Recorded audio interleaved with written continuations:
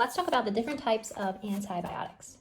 All these are antibiotics, meaning they treat bacterial infections, not viral infections. Okay, the first antibiotic on our list is sulfonamides, also known as sulfa drugs. The prefix to remember is sulfa, which is really easy to remember because the medication name is sulfonamides. The next one is fluoroquinones. The suffix here is fluoxin, like ciprofloxacin, gemifloxacin, and so on. And NCLEX loves to test on a common side effect of this medication, which is increased risk for tendinitis and tendon rupture. I like to remember this by the memory trick. Your tendon is near the floor and can rupture due to fluoroquinones.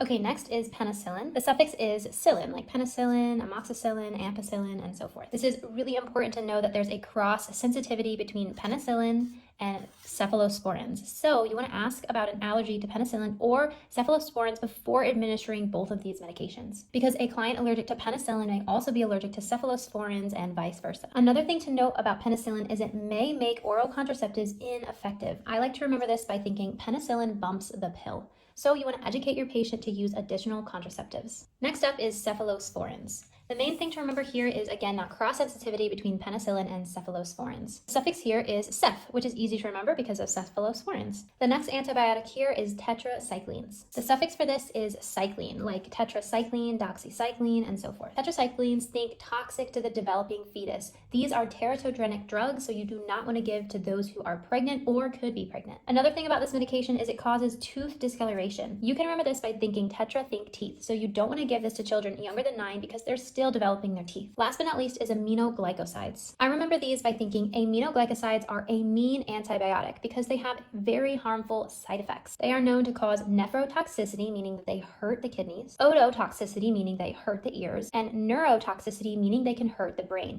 Again, these are a mean antibiotic. That's all for a quick NCLEX review on antibiotics.